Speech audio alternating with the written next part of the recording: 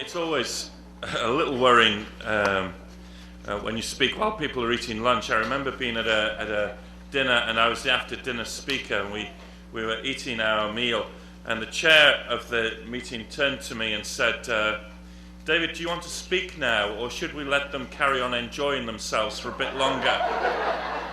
And so if you'd like to carry on enjoying yourselves while I speak, then that would be great. What we're going to talk about today, is basically just about everything that we haven't talked about so far. Now, we've talked about quite a bit so far, but I want to take the conversation away a little from the physical sciences into the biological sciences. Again, I'm hesitant to do that because my own training, as you know, is within the physical sciences. And there will be those who probably know more than me about these areas. But it seems to me if we're talking about the dialogue of science and religion, there are a number of important areas which are important not just in terms of our theological thinking, but they're also important in terms of the way that we see our society developing, and indeed how we see ministry developing. And therefore, I want to survey, if you like, a number of different questions. And it's going to be a quick tour around a number of different areas, raising questions, which hopefully then we'll be able to discuss some more. And the overall theme, in a sense, is what does it mean to be human? Because that seems to me to be one of the big questions that modern science is asking us. Last night, we saw that question, if you remember, in terms of SETI. We've been doing some research among 16 to 18-year-olds within the UK, asking them about their fundamental attitudes to certain questions or statements.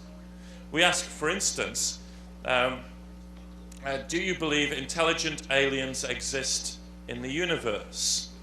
And you can see the results on the graph there. A very strong grouping of those who agree or agree strongly with the statement. Quite a few who don't know, but very few who say there aren't intelligent aliens in the universe. I think, as I tried to say last night, part of our fascination with aliens is to ask, really, who we are as human beings. If we can find something to contrast with ourselves, that might help us to understand who we really are. And we ask that question in lots of other different ways. The areas of genetics and artificial intelligence, of our relationship with the animal world, and in terms of the nature of the soul. And I want to come on to all of those. However, I want a word of caution before we start. This young lady is my daughter, Hannah. Well, thank you very much. I'll pause for another R if anyone wants to do that. When she was rather younger than she is today, and I do have her permission to show this photograph. 9 years ago, when Hannah was less than a year old, she began to have a number of chest infections and found it difficult breathing. And we went to our doctor, who said, don't think it's anything to worry about. We'll have a look at it. But while we do this, we need to do one or two tests. We need to test one or two things. And then he talked about something which we hadn't heard of before. And he said, you know what that's about, don't you? Well, we didn't. We went back to our Reader's Digest medical encyclopedia, and we looked up cystic fibrosis, which he talked about. And we read a particular thing that clogs up the lungs and shortens lifespan, and we were shocked by that. As it happened, Hannah, after quite a number of difficulties in hospital, turned out not to have cystic fibrosis. We were thankful for that. But at the time, it began to trouble us as parents. What if she did have cystic fibrosis? And it was at the time when people were starting to talk about genetic therapies and whether it would be possible through genetic engineering to cure diseases like cystic fibrosis. I think when it comes to you as an individual or as a parent, the intellectual discussion takes on a different dimension altogether. And I'm very conscious that when sometimes we talk about these things, we're going to mention things that are important to people's own personal lives. And I hope we take that in mind, and I'm sensitive to that. Because we're not talking about things in isolation here, in intellectual isolation. We're talking about things that will affect people's real lives and the struggles and the opportunities that they have. Genetic technology, of course, is now in lots of different ways. In Britain, we've been having quite a lot of controversy over genetically modified crops. From tomatoes to grain, the substituting of particular parts of the genetic sequence in order to improve the taste or the fruitfulness or whatever. I talked last night about the great theologian Bill Clinton. We have an even greater theologian. He's called Prince Charles. And Prince Charles has weighed into this whole debate over genetically modified crops to say, basically, this is playing God. We shouldn't be doing it. It's completely wrong.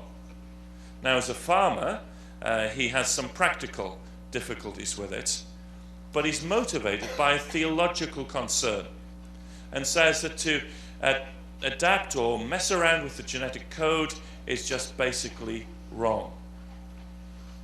Is he right? Then, of course, you'll know very much about gene mapping, the Human Genome Project. This remarkable project uniting both public and private money in mapping the human genome. Astonishing piece of science.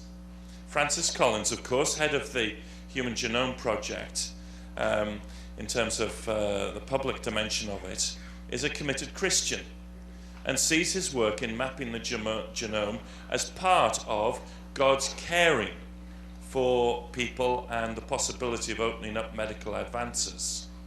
A very different theological position to Prince Charles in that sense. And once we begin to understand the nature of human DNA and mapping of genes, what does that allow us to do?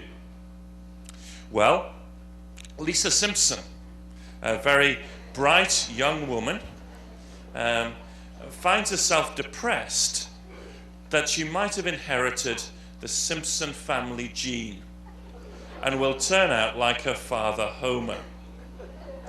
She's so concerned about this that she goes to her doctor, who provides her with a public information movie on genes, introduced by a nearly famous actor called Troy McClure. And this is what Lisa Simpson finds out about whether it's possible to change her genes. Can we click the movie? You may remember me from such medical films as Alice Doesn't Live Anymore and Mommy, What's Wrong with That Man's Face? But Mr. McClure, what is DNA? What the? Oh, hi, Billy. Let's find out together. DNA is God's recipe for making you. You take a dash of Dad, a pinch of Mom, then we bake for 9 months and... that's good, Billy. Mr. McClure, what does DNA stand for?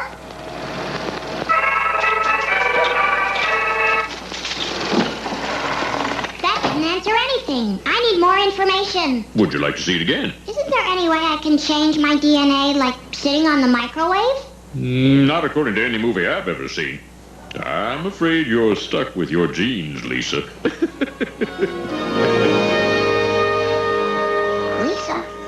Lisa, honey, wake up. Why bother? Because your father has a big surprise for you. I'm adopted. Yeah, come on.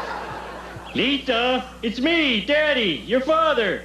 I rounded up every Simpson in the Tri-City area, so I can prove to you there's nothing wrong with the Simpson genes. This is your great-uncle Chet. Go ahead, Chet. Tell her what you do. I run an unsuccessful shrimp company. Oh, but you run it, right? Oh, yeah. Okay, this is your second cousin Stanley. I shoot birds at the airport. Everybody hates birds, right? Well, you look pretty successful. Thanks. I play a millionaire at parties. At least I'd like to. You probably should have researched this first, eh, Dad? What about you? Well, sir, I step in front of cars and sue the drivers. I beg celebrities for money. I'm a prison snitch. Jug band manager. My legs hurt. Oh, Lisa's right. We're nothing but a big bunch of losers. Show's over, folks. Go home. What about our $5? You get it after you leave. Now get out of here. Wait a minute, Homer. You didn't ask everybody. What about the women? Fine, fine. What do you do, Dr. Simpson?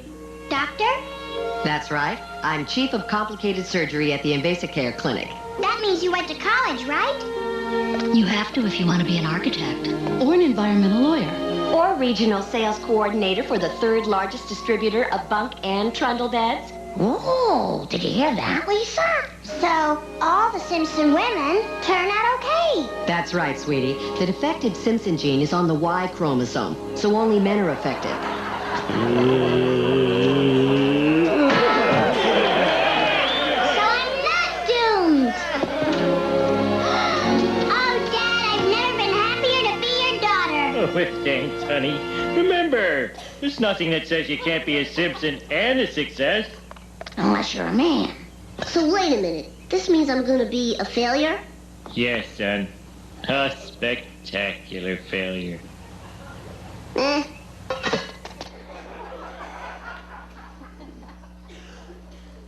Now you know. If we map the genes, then can we change things? Can we cure cystic fibrosis, hereditary diseases? Well, there's possibilities with that. Of course, we've already started with some gene therapy. This young lady is Ashanti De Silva, one of the first people to be treated by gene therapy.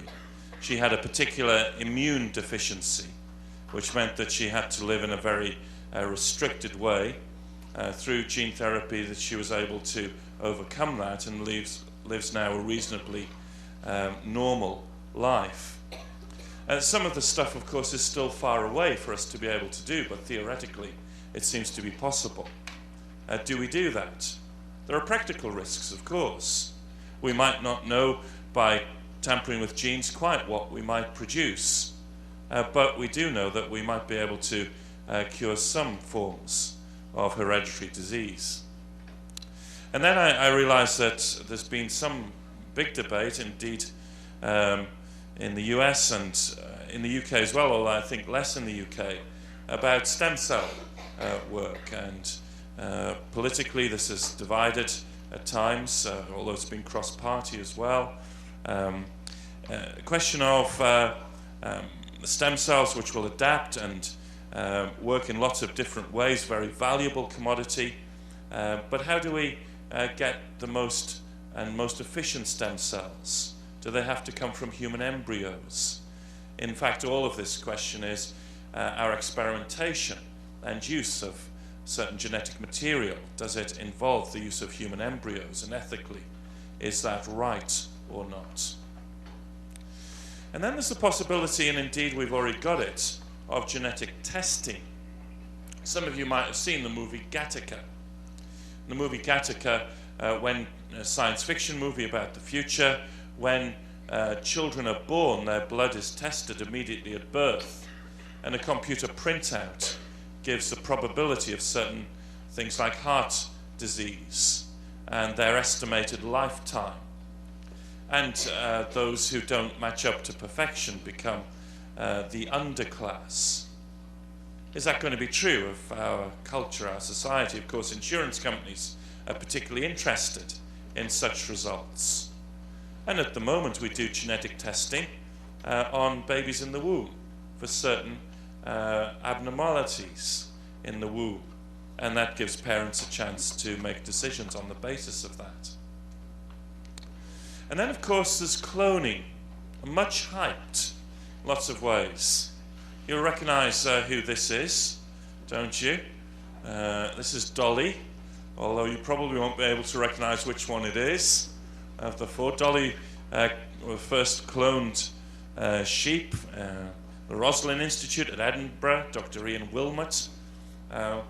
Dolly was, again, an amazing piece of science, although there's difficulties with that piece of science. Dolly, you might have read, developed arthritis rather earlier than was expected. There's still debate over whether this was due to the procedure that produced Dolly. And of course, the newspapers from time to time are full of claims about human cloning. The International Raelian Movement, that cult that I mentioned last night, are funding experiments in human cloning. There are claims every other day for this scientist or that scientist to have done this or that. And the concept of human cloning seems to engage lots of people. I think much of it is still very much science fiction, to be honest. But the possibilities are there.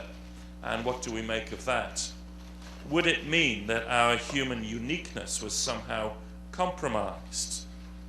Well, I think just a brief comment. In all of this, we've got to remember that we are not just a product of our genes.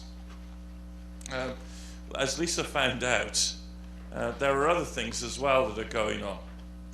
And however you want to solve the tension between nature and nurture, I have to say that I think it's somewhat complex.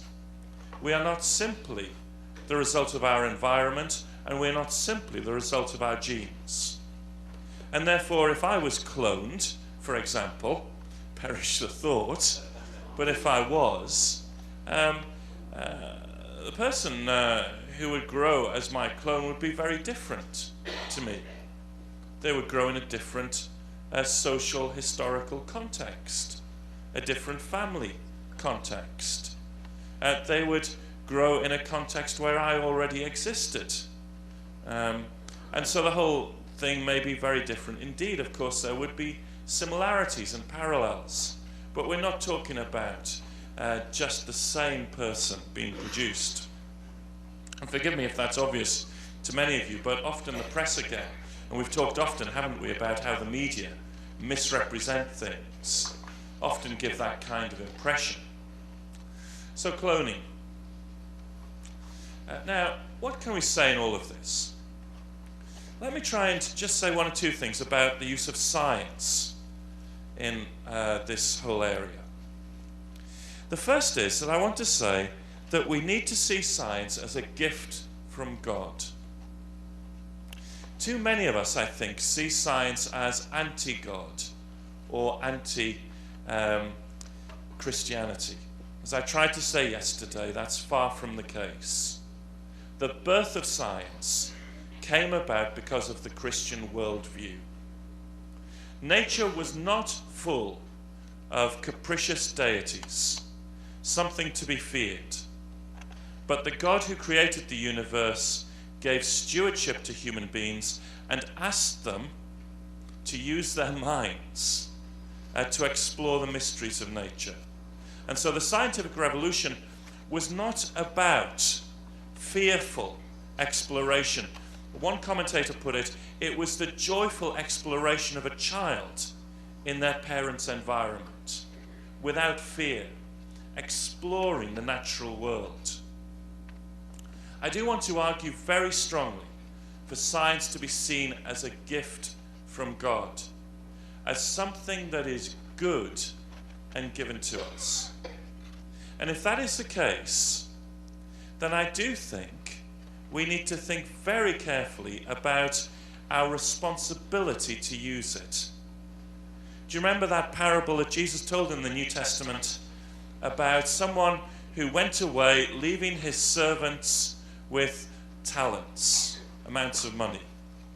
One of the servants buried the money in the ground because he was too fearful to get involved in the risk.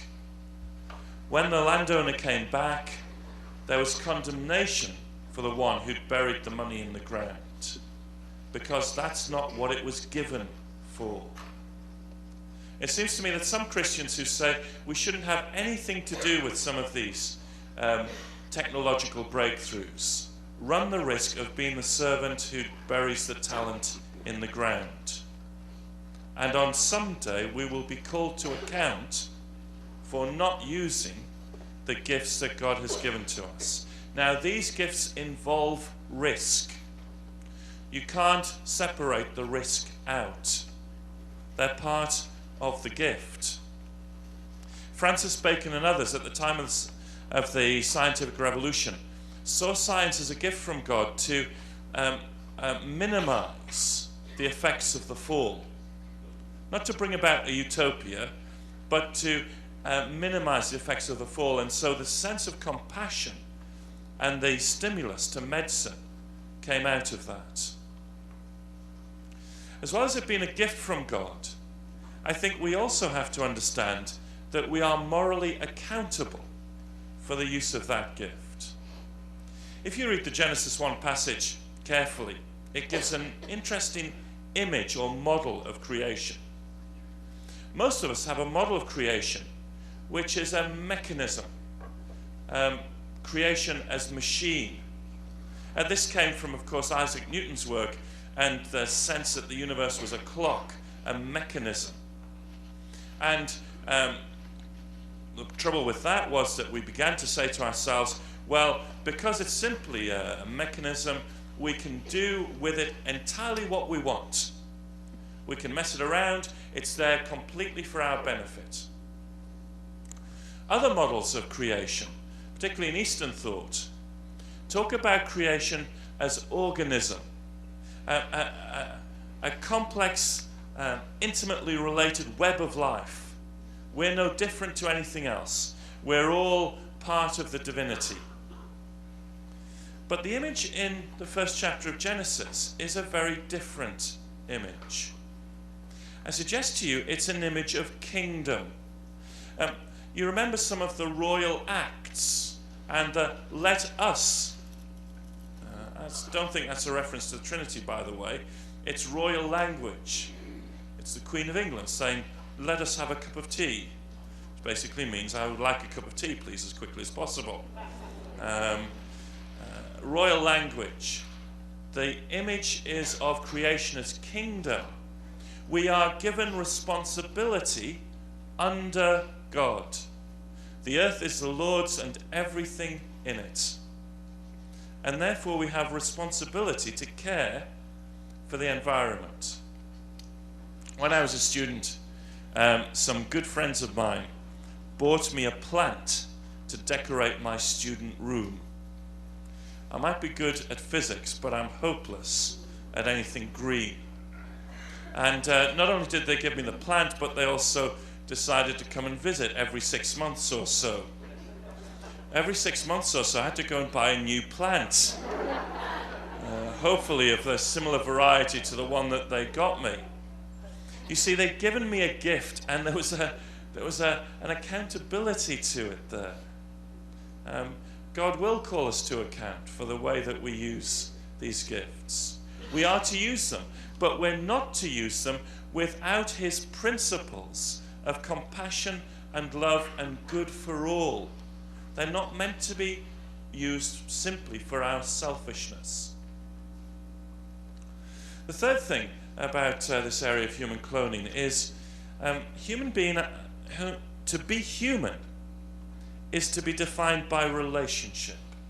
And I'll come back to that in different areas here. I think the first chapter of Genesis, again, is very clear that to be made in the image of God is not to have any mental or physical attribute, but is to be given the gift of relationship, intimate relationship with this Creator God. And the fourth thing to say about the Christian view on these matters is something about we do not need to fear death in the ultimate sense. A lot of the ethical debate about some of these areas is as if to say death has to be resisted at all costs. there is something within the Christian understanding which grieves, of course, about death, which fights against death, but also sees death as that beginning of new creation. The linking together of creation and new creation, which I suggested to you 2 days ago or so. Now let me just hold those in your mind for a moment, if that's all right. Let me go on. A different area of what it means to be human. This is a growing area of technological questions. A writer said the other day, at what point will our computers become so complex that we have to ask them their permission to switch them off? Okay? And at that point, do they in fact become conscious? Do they become human in some way? Well, if you've watched certain movies like AI, you'll know that that's central to the question. In AI, funnily enough, it's the experience of death that is all about becoming human. Another area which has explored this has been Star Trek. Any of you watch Star Trek here? A few, yeah, one or two. As some of you will know, in Star Trek, there's always a character in every series who is struggling with the question of being human. In the first series, it was Mr. Spock, the cold logic Vulcan, half human. What does it mean to be human? In Star Trek The Next Generation, it's Mr. Data, the android, asking what it means to be human.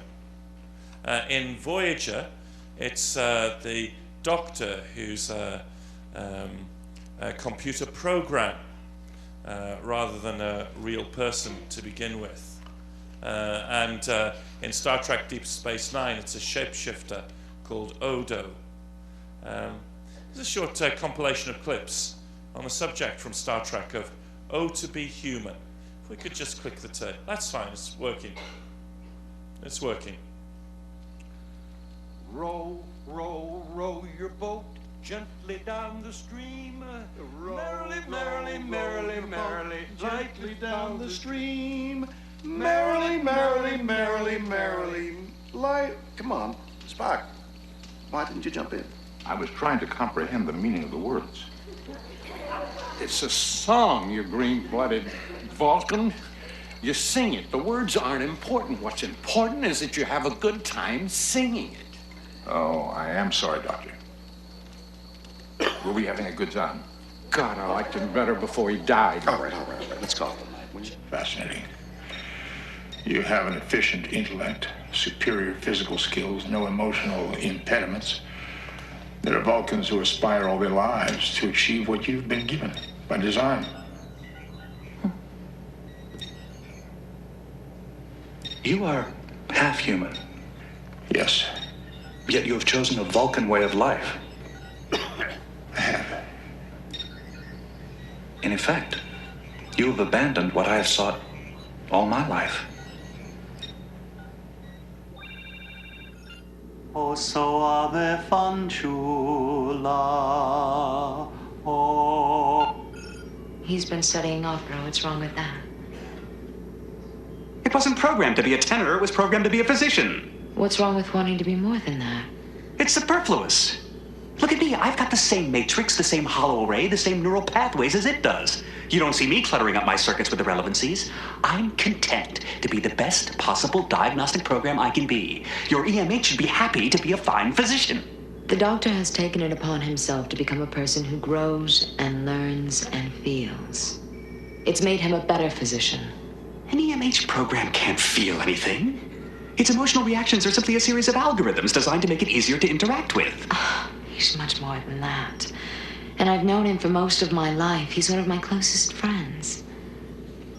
You can't possibly believe that this program shares these feelings. I know he does. For 34 years, I have endeavored to become more human, to grow beyond my original programming. Still, I am unable to grasp such a basic concept as humor. This emotion chip may be the only answer.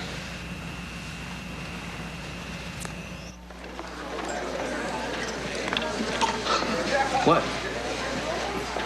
I believe this beverage has produced an emotional response. Really? What are you feeling?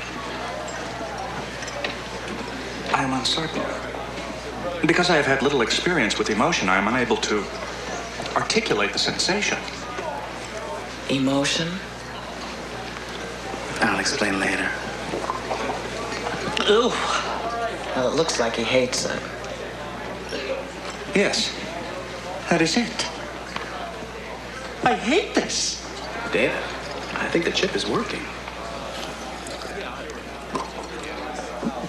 Oh, yes. I hate this. It is revolting. More? Please. Constable. Listen, Captain. You hear it?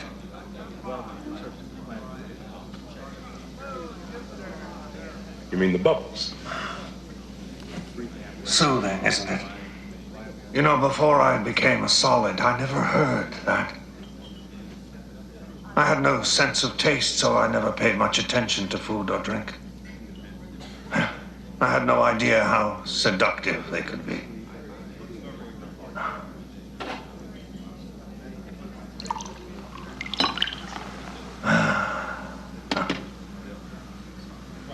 Would you like me to get you a glass? I'm on duty. I'm not.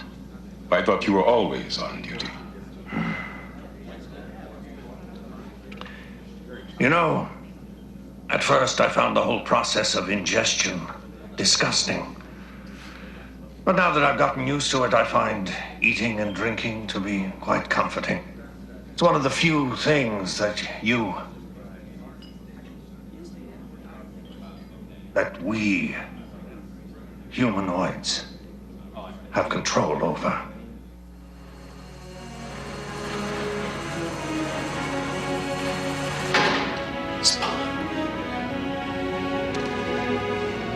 Welcome aboard, Captain.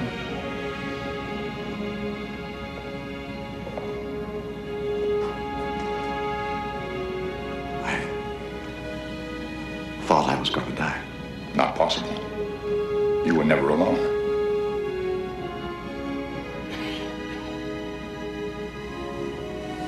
Please, Captain. Not in front of the Klingons.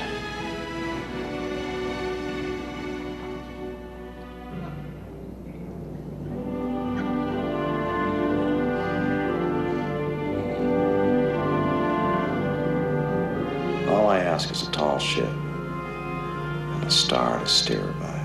Melville, John Masefield. Are you sure about that? I am well versed in the classics, Doctor. Then how come you don't know row your boat?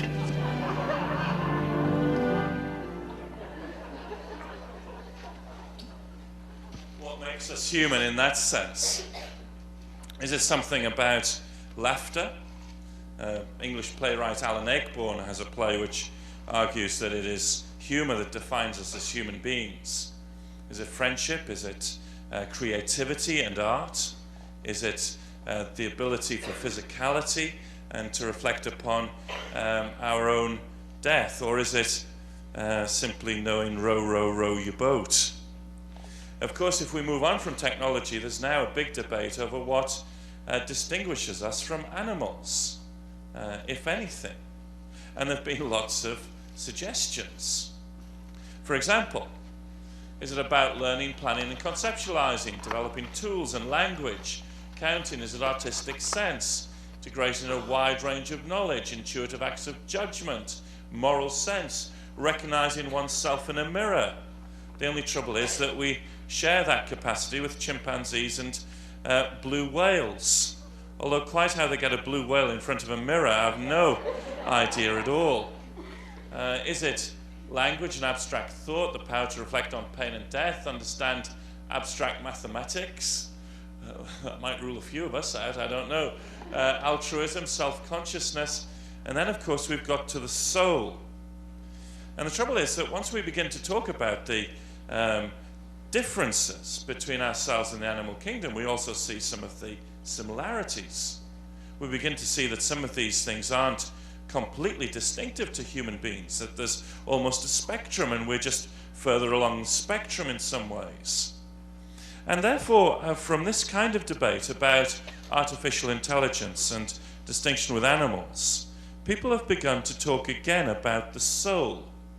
The soul is something that distinguishes us as human beings, people say. And there have been modern defenses of what we might call body-soul dualism. The belief that human beings are made up of two things, a body and a soul. The soul inhabits the body. James Barr, a distinguished biblical scholar, has argued this for many years, saying that although resurrection was central to the New Testament, he acknowledges, he says, I quote, "For the believer, the relation of his or her soul to God was central.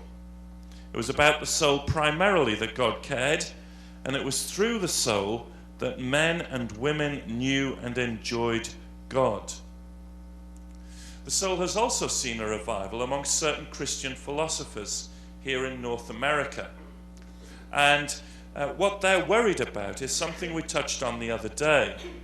And that is that if there's a resurrection of believers at the end of time, if I die now, what provides the continuity to the person who is me resurrected at the end of time?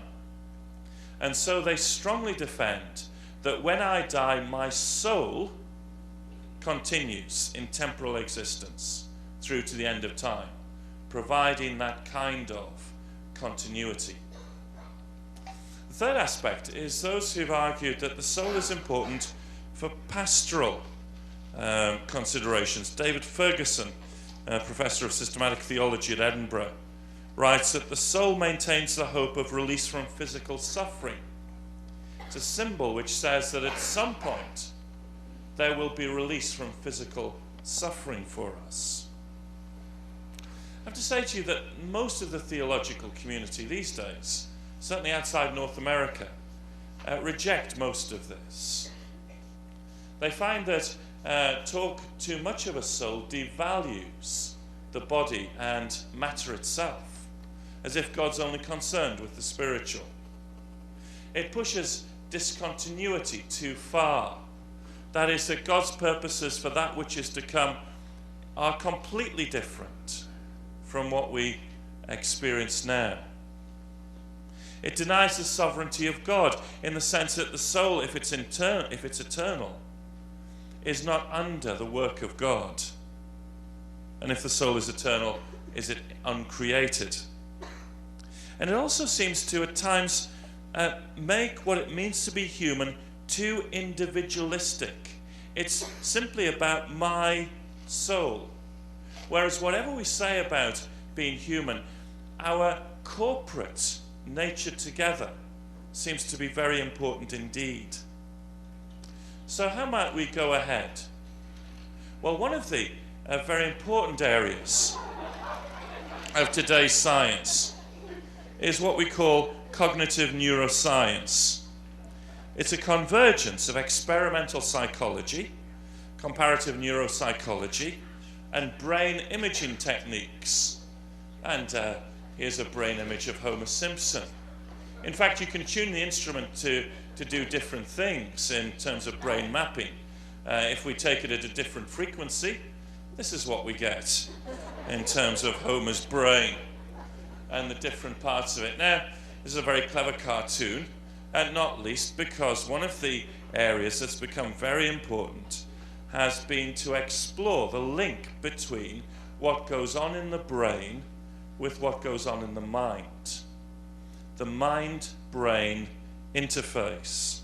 Nancy Murphy, a distinguished theologian in this area, writes, "The tightening of the mind-brain link in neurobiology makes it more improbable for such an ontologically separate entity as the soul to exist."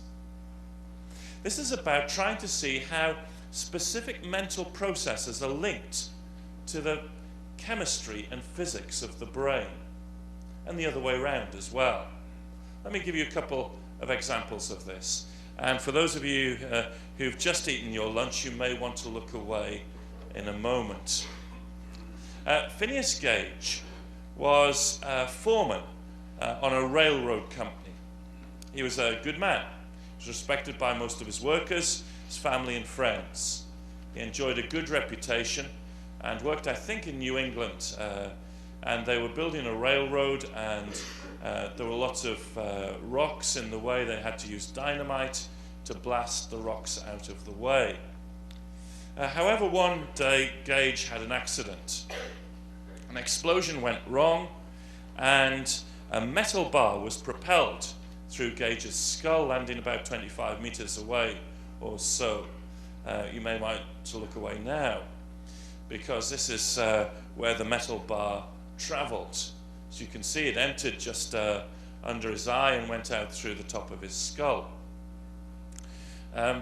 This was quite a serious injury, as you might expect. Gage, however, stayed conscious and was taken to a local hotel where a physician attended him. The physician was amazed that this accident had happened, and Gage was able to effectively walk and talk after it. In fact, this became a famous case, and the physician began to study the effect on Gage because of what had happened. Gage quickly regained most of his physical abilities. There was a problem with his eyesight in one eye, as you might expect, because the optic nerve was severed. But he regained most of his physical faculties. What, however, happened with Gage was his personality completely changed. From being a well-respected and, if you like, upright person of the community, morally he changed. He became unreliable and eventually became an attraction in a circus, I think, as someone who'd suffered this injury. But his whole personality changed. It's a very famous case for illustrating the way that trauma to the brain, the physical part, leads to personality change in the individual. That there is a link between the very substance of the brain with the way that we think and operate and make judgments morally. That's what's called a bottom-up causation to some scientists. It means that you can affect the mind by affecting the brain. In fact, there's also top-down causation. The way that the mind affects the very substance of the brain. London taxi drivers, I don't know if you've ever come across London taxi drivers, famous for turning to you while they're driving and saying, "You'll never guess who I had in the back of this cab last week," and telling you someone famous. London taxi drivers go through a very rigorous mental process of memorizing streets and routes through central London, and then being tested on it before they're able to have their cab license. If you look at a London taxi driver's brain, then it's slightly different to others, to the rest of us. One part of the brain actually has enlarged due to the mental training, the memorizing, and the work that they've done. This is quite unexpected in lots of ways, because it says to us that the mind affects the way the brain actually is in terms of its physics, chemistry, and biology. And so what Nancy Murphy is talking about is exactly this, the tightening of the mind-brain link. That is, the two are very tightly connected. And effectively, Murphy is saying that there's therefore no room for the soul as such. Another thing that questions the existence of the soul has been the movement in lots of different areas to emphasize the importance of the body. Feminist theology particularly has been very helpful in this, reminding us that for a large part of Christian history, the body, the flesh, has been devalued or seen as sinful, not terribly important, reflecting certain strands not of biblical theology but of Greek philosophy, where the material is somehow wrong and the spiritual is somehow pure and different. In feminist theology, the recovery of the goodness of sex and the body means that we need to see human beings as embodied, and embodiment being at the heart of what we're about. That's why the other day when I talked about resurrection, I stressed very strongly the importance of some kind of embodiment, because it seems to me to be human is to be embodied in some way. Alongside that, in a very different area, is the field of robotics. Work in situated robotics has found that the physical interaction between body and the world to be essential to intelligence. You've probably heard about neural networks and people who've worked on artificial intelligence.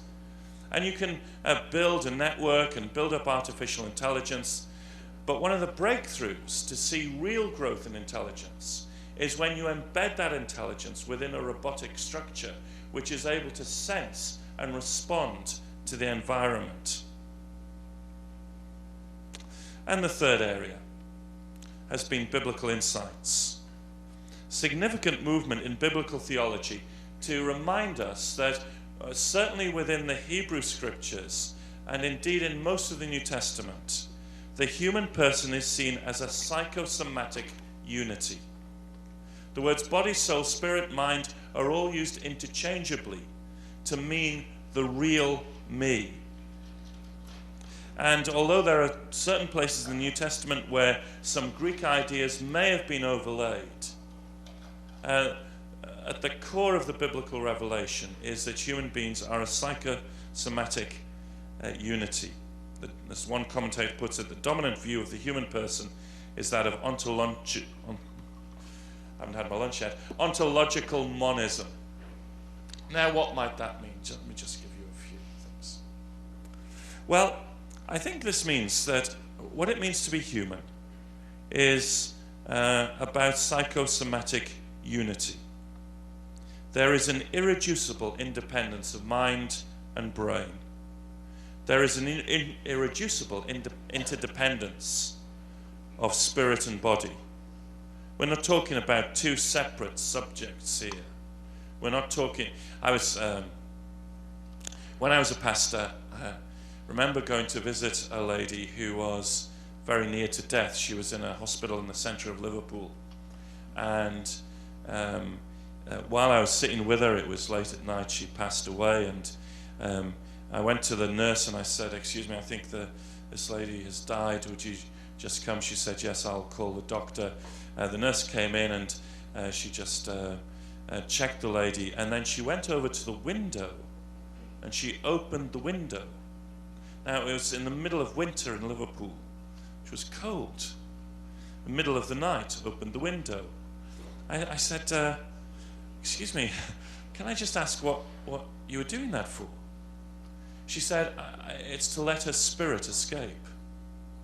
Now, I knew the nurse. She was a good Christian woman. She came to one of our Methodist churches. But she lived with this dualistic view that at death, the spirit is somehow released from the body. I think what we're talking about, both from biblical insights and from science, is that this kind of dualist view of human nature is very dodgy. Second, I think it helps us think a little more subtly about illness. One person said that the distinction between mental and physical illness is a cultural inheritance, but it is ill-founded and unhelpful. Sometimes within Western culture, those who suffer from mental illness are somehow looked down upon or alienated. Psychosomatic unity reminds us that when we get ill, we can get ill in lots of different ways, and we can be treated. Third thing is this is a reminder that we need to be aware of reductionism. Some of you will have come across the work of Steven Pinker and Dean Hammer and the God Gene, and there's a great research project in some universities to try and find whether there's a spirituality gene where there's complex behaviors such as altruism come from. And I'm happy with that. I think it's something that we can do, and science might help us to understand how spiritual experience is formed. But we need to remember that reductionism doesn't tell us the whole story. I grew up as a physicist, and as a physicist you are taught reductionism.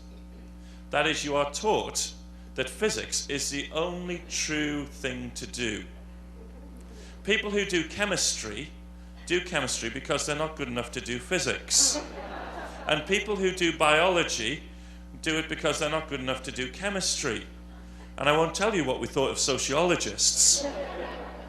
But you see, now we know that that is completely unjustified because of what we call, and many people call, the emergence of levels. You see, when atoms get together and form chemical compounds, so a whole new area, a whole new level, chemistry emerges, which you've got to understand at its own level. It is dependent on the physics, but it's not completely explained by the physics. And when those molecules get together into living organisms, you've got to understand this new level of biology. It's related to the chemistry, but that's not enough to understand what's going on. And when these living human beings get together in societies, there's even a place, he says, through gritted teeth, as a long-time physicist, for sociology. Because there's a new level. It's related to some of the psychology, but not as simply reduced to it. Now that's reductionism. And the emergence of levels means that we need to be aware of reductionism. We can search for sociobiological descriptions of altruism. We can search for the God gene or how spiritual experience happens. But that doesn't explain it away. That doesn't devalue it as such. I'm nearly finished now. It's like the speaker who said, kept going on and on and on. And two people in the congregation were listening to this, and one person said to the other, "Oh, hasn't he finished yet?" The other person said, "Yes, he finished 10 minutes ago, but he's still going on." There's two things.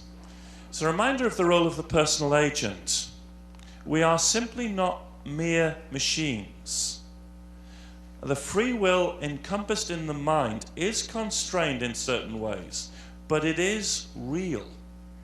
We are not predetermined. There is a role for the personal agent. It's also a reminder that we have something to share with the non-human creation. We should expect and see continuity with the non-human creation. It doesn't worry us that we share 98% of our genetic code with chimpanzees. That's just part of the continuity that we have. And therefore I come back to my own view. What makes humans different? And I think, although there's a difficulty in this question, nevertheless, I'd want to say that what makes humans different for me is that gift of intimate relationship with the Creator God. God is in relationship with the whole of the universe, but in grace establishes a particular relationship with human beings, which involves intimacy of communication and responsibility to care for this natural world. And I really am finished now, so let me stop. Thank you very much.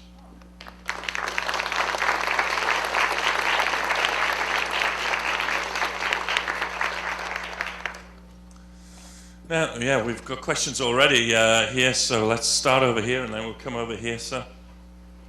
I had a comment and then a question. Please. The comment would be, you've mentioned a number of times Christianity's roles in the advancement of science, and I would argue there's another side that we even see today where people professing to be Christians are very much against looking into science, something you mentioned today. The question I had is, in Europe, where genetic modification is quite more of an issue than here, yes, how do those people who are against genetic modification How do they differentiate between that and breeding selection, which has been going on for centuries? Yes. Thank you. My initial response is they don't do it very well. And it's partly, I picked out Prince Charles because he did go into print on this. And his argument was twofold. He differentiated it on the basis that breeding by selection has taken a long time, and therefore any potential dangers that might have arisen were able to be processed at a fairly slow rate. His fear with genetic modification is that it's a rapid technological change, and there could be dangers to the ecosphere which we are unaware of until they actually happen, and if we've done it on a large scale, then they may be irreversible. I mean, I think I would agree with some caution in this area. It seems to me to be reasonable scientific practice to work in small scales. The problem that we have in England, I think, which is why it's become so prevalent, is that farming in England is very compact, by which I mean it's very difficult to isolate experiments in terms of genetic crops in a way that wouldn't contaminate other farms immediately around because of the geographical distances. But I think, having said that, that's why he employs the second reason, the theological reason, to say this is different because this is playing God. Now, I don't see this myself. I think both selection by breeding and genetic modification, I can't see theologically the difference between them at all.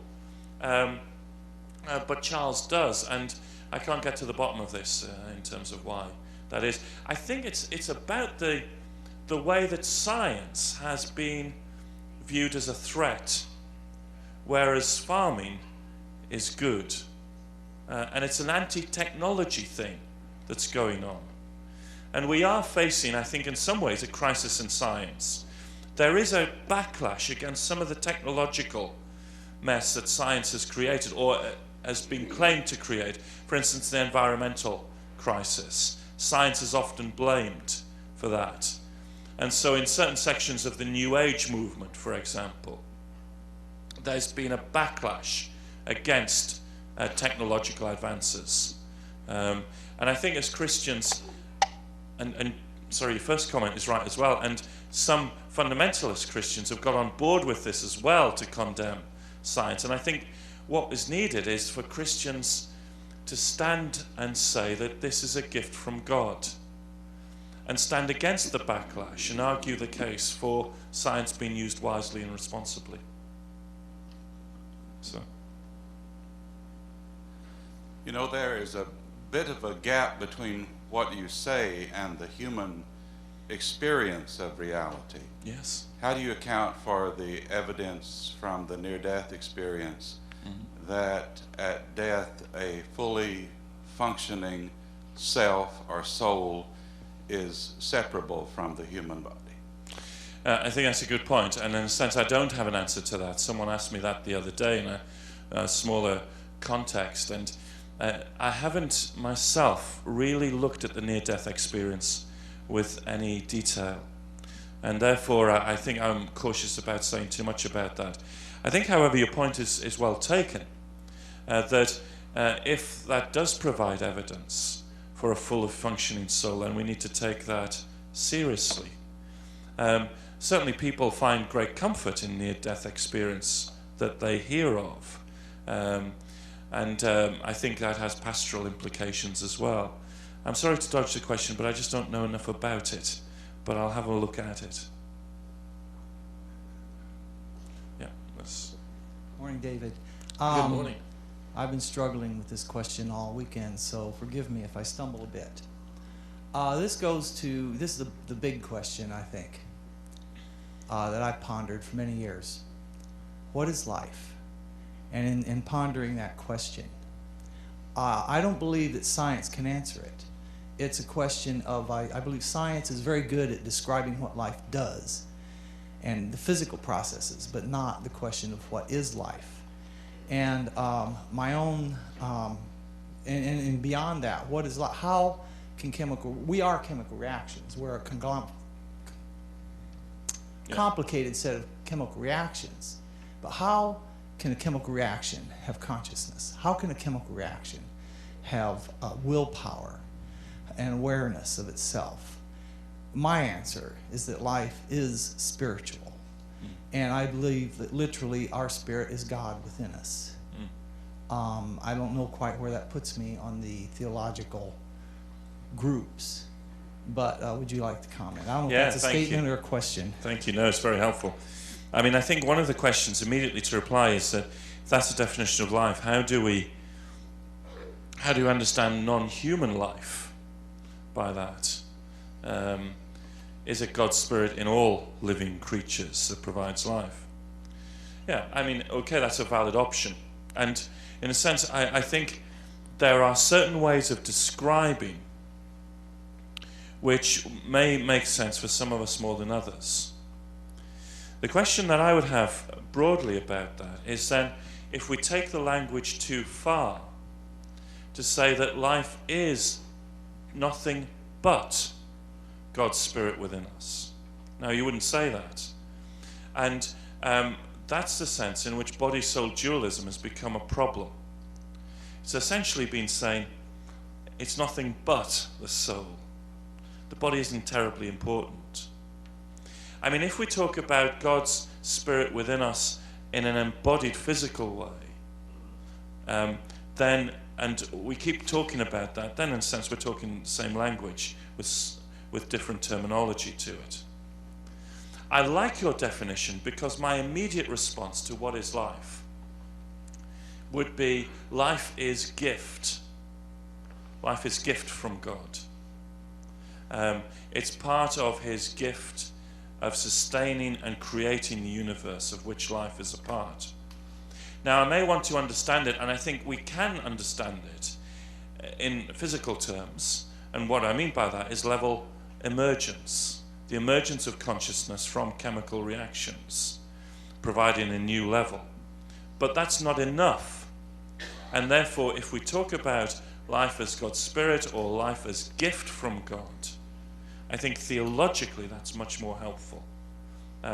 So I think it's an illustration that we might need to use different terminologies to say the same thing.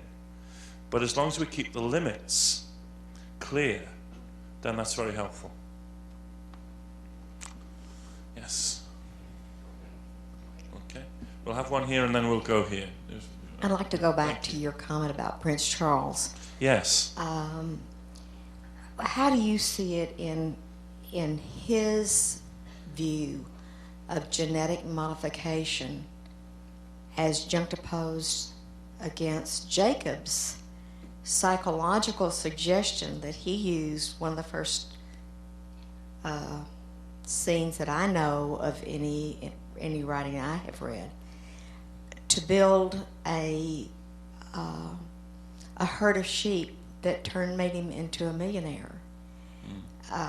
Maybe you know of something in all the other things of another psychological suggestion, or that may not be the right terminology, but how do you feel upon the use of the genetic as opposed to what we have in biblical?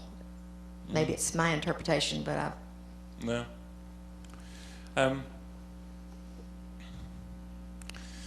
I'm hesitant to criticise the British royal family because actually I think the Queen does a marvellous job, and the Queen knows her Bible well and speaks very profoundly of her own Christian experience. I think it's fair to say that Prince Charles takes a slightly different view on some of these issues. I don't think he would call himself as committed a Christian as his mother, and I think from a theologian's point of view, when he speaks theologically, he doesn't speak illustrating a great deal of knowledge of Scripture or of the Christian tradition as such. Now that's fair enough. I mean, he's made his own choices, and he's got his own interests, and he's done some tremendous charitable work and some tremendous contributions to farming and natural farming over the years. I think he is too quick to pick up on this New Age rejection of science and not take some of the biblical material seriously enough. And I think if he did that, his view would be a little more balanced, and I think he would find it as less of a problem than he does. But if you have this rejection of science going on at the back of your mind, then any new breakthrough of science becomes a threat. Or you see the potential problems with it before the potential good things about it. And I think, anything that we do, and I mean, in terms of selection by breeding, is a risk. There's risk in progress whenever we go forward. I'm sorry, I'm wandering off the point, but it just occurs to me, one of the things that we're not very good as Christians as a whole in talking about is the theology of risk. What it actually does mean for a God who creates this universe with a degree of risk embedded into it. I mean, human beings are a bit of a risk in themselves. We've talked on occasions over this few days of an openness in the physical process itself, which involves risk. The God who creates is a God who risks, it seems to me. And yet, within a culture where I was going to say you can be sued for just about anything, where we expect 100% perfection all of the time. I was at an Institute of Engineers conference in Britain not so long ago. The engineers there were saying, how do we convey to the public that risk is involved in any structure? For instance, you can build a bridge and you can build it to the best possible specifications. Everything you can do is right. There's still some degree of risk that something might happen to it. Aircraft design, same. I better be careful because you folk know a lot more about this than me. But those of you who are engineers, I hope will know that there's a degree of risk to all things. But I don't think as a culture or theologically we've really worked with what it means to live within risk. And I'm not sure in that particular area Charles has come to terms with it. He wants to safeguard it too much. Yes, sorry. I would like for you to comment on the difference in the brain and the mind, and then the difference between spirit and mind. Yeah. I mean, I think the difference between brain and mind is that brain is a description of the physical thing that's in our head. Mind is that description at a different level of the thought processes, emotions, and all the rest of it that we often refer to as going on within our head as well. Now, the difficulty of me defining it is partly because I want to keep the two linked very carefully. They're not the same thing, they're different, but they're linked. And there's a tightening link going on in terms of neuroscience at the moment. In terms of mind and spirit, I have to say I find this one a hard one. And the way that spirit is used in lots of different ways within Scripture is somewhat slippery. Spirit with a small s, spirit with a big S, human spirit, God's spirit. My own view is that God the Holy Spirit is in intimate relationship with the mind.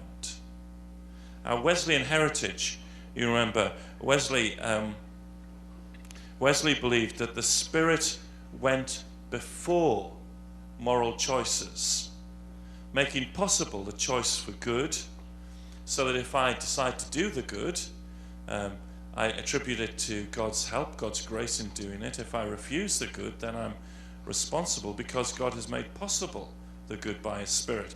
So the Spirit is always at work in our minds, in relationship to our minds. Now, where my inability to articulate or to think clearly comes in is what the human spirit is then meant to be. My own feeling is largely that it's a way of talking about that which is me, so it could be used interchangeably with mind. Some people want to safeguard human spirit as something distinct while still keeping this psychosomatic unity. But I would prefer simply not to talk about the human spirit as such, if it's going to cause some distinction, and talk about who we are as individuals within a community who are related to this Creator God. Yeah. We've got a mic down here, or one at the back, sorry, first, and then I'll come back to you, okay? Yeah. David, a couple days ago, I promised you a question about souls. Actually, what I'd like is your reaction to some of the literature that's come out in the last few years about souls and people relating under hypnosis, very detailed experiences about their soul after death, going to a very peaceful place, described similarly by many, many people, and then coming back into another life, etc., etc. I'd like your reaction to that, but I have a related area that I am fascinated with, and that is the memory of very young children of previous lives, quite detailed and in many cases authenticated. Yeah. Just your reaction to those? Yeah, thank you. I think I'm going to have to say what I said to the gentleman over here. I don't know enough about it, to be very honest. And I can see what I'm going to be reading for the next few weeks or so. But just an immediate reaction. Again, I don't want to immediately dismiss this kind of area. As you rightly said, some of this research work has been carefully documented. I think it needs to be looked at seriously.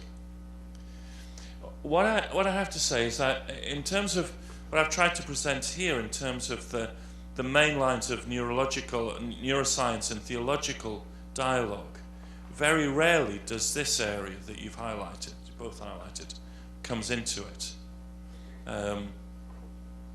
It's often simply dismissed. Now, if we take it seriously, that may mean a whole number of things. I mean, I'm personally skeptical about reincarnation. I know there have been claims for it, and the memory of young children, in terms of not just young children but adults under hypnosis of previous lives, is at times impressive. At times it's not, as you'll probably agree. I mean, it's amazing how many people think that they're Elizabeth I or a kind of a well-known character, but that's not true of all testimony in this kind of way. So I think it's probably good for me to stop waffling on this and simply to say I don't know. Yeah, now we were going to go over there and then we'll come back to you. Yes, sir. The Bible strongly suggests that after death we are transformed, not only in Jesus Christ, who went talking, dining with his friends for another 40 days or so, as the gospel writers recorded, but we saw it also in Elijah and Moses in the transformed state. So how can we not believe that when we die, we too will be transformed, as a lot of verses in the Bible tells us? And perhaps that's one way for us to get into the heavens, as you mentioned last night. We will be simply crushed to go through a black hole. But if we have this transformed body that is now different from what we have at this moment, how is it not possible for God to make it possible for us to even go to occupy this universe that he keeps expanding? As Jesus said, I go prepare a place for you. there are many mentions that are waiting for us. Sure. How can we not relate this to this concept? Oh, well, I don't see why we can't. I mean, I've been trying to argue that, although if the language hasn't come across in the right way, I would entirely agree with you. I mean, what I tried to argue the other day was that resurrection was about a transformed embodiment, no longer limited by space and time. And therefore I agree with you that we therefore, in that embodied new creation, where not just we're embodied, but there's a new heavens and earth, transformed this heavens and earth. At that point, I think where you and I could go for a journey through the universe, not worried about wormholes, because we're no longer limited by it. This afternoon, no longer limited by my lack of wings, I'm going to be taken up into the air. I'll get a completely different view of things, probably kind of through this way, but I'll no longer be limited by simply my ground view. And therefore, what I'm arguing for is exactly what you say. My own view is that we are not simply liberated as souls into a non-structured greyish existence. We are re-embodied in resurrection bodies, in a new heaven and new earth, and there the enjoyment of discovery continues in a way that's not limited. A lot of people think of heaven as, kind of sitting up there and playing harps for eternity. And I have to say to you, if that was the case, that was part of me wouldn't want to go.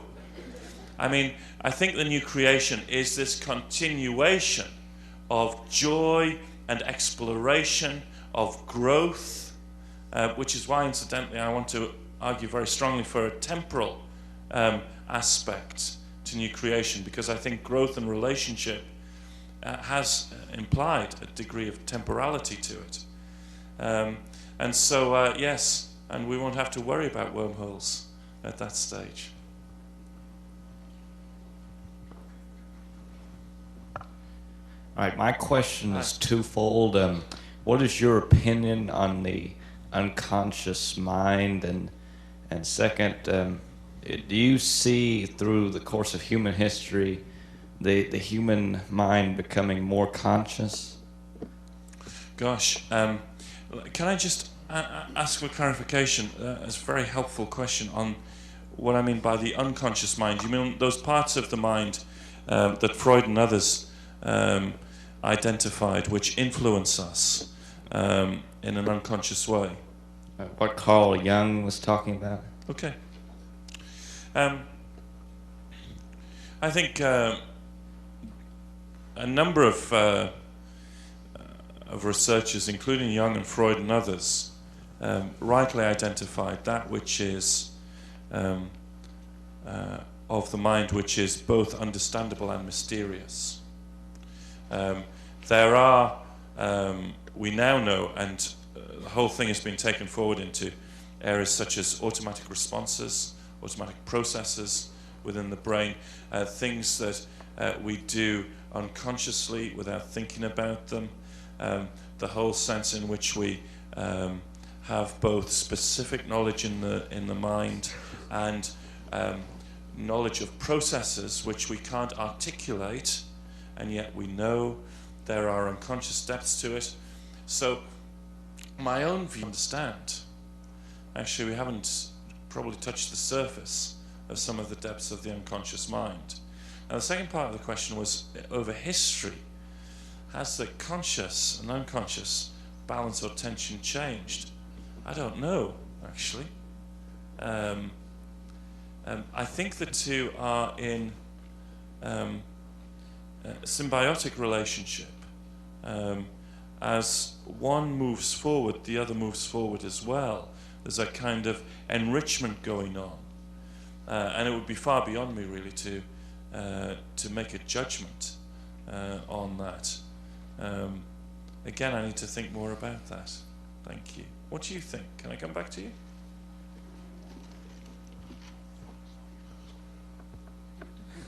I'm still trying to figure it out. Okay. You and I need a cup of coffee together. Thank you. Yeah. Yes, please. Yeah, in the area of systemic theology, do you ever cover any of the books that didn't quite make it to the Bible? Might have some relevance to the issues we're discussing today. There were a lot of different books that didn't make it that were not. Oh, you mean the Popes and Gnostic such. Gospels and various things that Well, weren't could be, included yeah, in the those- canon of Scripture? Exactly. I think the Bible was put together in the Middle Ages or Dark Ages or whenever, and I think the Romans had some input and such. And I was wondering if there was some other areas that you cover that are outside of our own realization what the Bible is, an accepted Bible that would have Thank issue you. with. Thank you. I must admit, I don't have a great interest in those areas. It's partly because I'm still trying to figure out the Bible itself, and there's enough questions within it at the moment. Some of my colleagues, of course, do look at it. It doesn't often come into systematic theology, I have to say, because the vast majority of biblical theologians, not all, would say that the Gnostic Gospels and some of the other writings that came early but weren't included in the canon of the Scriptures don't say a great deal in terms of importance. Now that's been opposed by people like Elaine Padgels and others, and some of it has got into the press in a big way. And of course Dan Brown in the Da Vinci Code makes big use of some of these things as well. My view on it is, as many of these other things is, this isn't an area that I know a great deal about, but it's an area I don't want to immediately dismiss. I think some of the non-canonical writings are very helpful in giving us insight into the canonical writings. That is, they help us to understand a little more of the background and a little more of the differences in some of the early Christian movements. The canon of Scripture, of course, was put together a little earlier than the Middle Ages and Dark Ages. And it was done as a political process, as many things in the church are done. And it can be argued that that political process was both messy and difficult. I think the thing with the canon of Scripture for me is that on the whole, it simply recognized those texts which were already seen to be as authoritative. Okay? And therefore it was not making new decisions as such, but was recognizing that which was already accepted. Now some would argue against that, but that would be the view of most of my all of my colleagues in the New Testament department at the University of Durham on that. I mean, sorry, this is very cheap to say, but I have a new book coming out entitled The Case Against Christ, which is not a greatly theological book, it's more of a popular book, and John Young and I have written a little thing which takes up some of the things that come out of the Da Vinci Code and Elaine Padgels' work and others, and some of the questioning of the historicity of the New Testament accounts. Just to say, there's a little more that you can rely upon here than sometimes the press gives it credit for. And that will be published by Hodder and will appear around Easter time. And I'm sorry to do the cheap plug, but it deals with some of those questions just a little bit. I believe that everything is energy. And when I came to that conclusion, I thought, gee, if my chemistry teacher had just said that instead of all those numbers that I remember for all those, whatever, I would have made much better grades, I think. I hope. But anyway, not her fault, mine. When I came to that conclusion, I have ESP, and I have it real strong with my children. And sorry, you have ESP, did you say? Yes. Extrasensory perception? Yes. Okay, right. And in trying to analyze what that, how that is, I came to the realization that every time we learn, I believe it is a chemical thing that happens in our brain that is energy.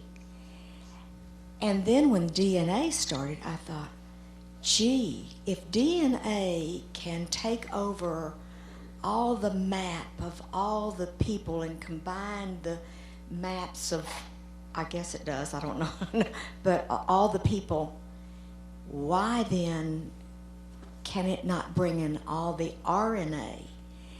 And in answer to this man and to sure. yours and looking into, we have, and you know, our knowledge is going so fast. And I think rightfully God designed it that we would discover and do more in DNA. But I think that the RNA is where we need to begin looking to bring the soul and believing in past lives or whatever. Sure, thank you. I mean, there has been that argument that knowledge of past lives has been brought in by the genetic inheritance, and I'm not qualified to judge on that. The point about everything being energy is interesting. You're right, absolutely. Everything is energy. Very famous equation, probably the one that most of us know, is E equals mc squared. And in that, Einstein talked about mass energy equivalence. And therefore, everything is energy. But, with a little but to it. That is one of the extraordinary things about the universe, is the way that that energy is embodied in matter and structures. And this energy, although it's energy, is then crystallized out into structures within the universe which give fruitfulness, life, difference, diversity. And that's one of the most extraordinary stories about the universe. And that's where I'm afraid the chemistry teacher's numbers actually do become important in that sense. Because the numbers are a way of trying to categorize the way that the energy has been structured and embodied in lots of different ways. And I think the reason that I say that is that there are some approaches to modern science, thinking particularly of Fritjof Capras, the Tao of Physics, and others, which have argued that Eastern philosophy, which is with its emphasis on energy, may be a better understanding of the universe than Christian philosophy. I'm hesitant about that because I don't think it gives enough importance to the way that the energy is structured and the physical laws themselves. But thank you, that's an interesting point that you make. I think we've done an hour and a half, haven't we? So I think I'd better shut up. Thank you very much, everyone.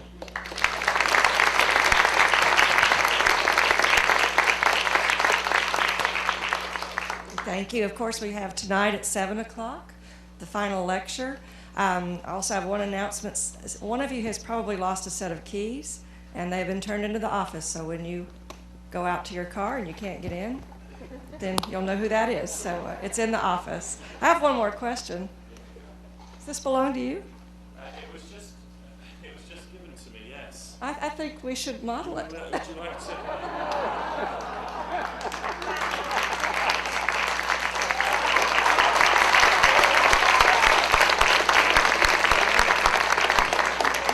Well, I was going to say they didn't give me one of these in Dallas.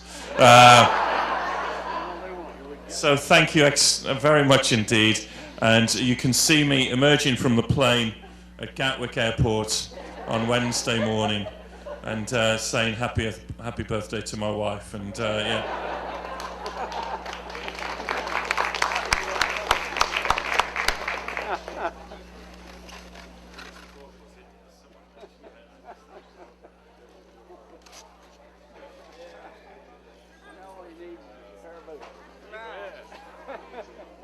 And a draw. Yeah.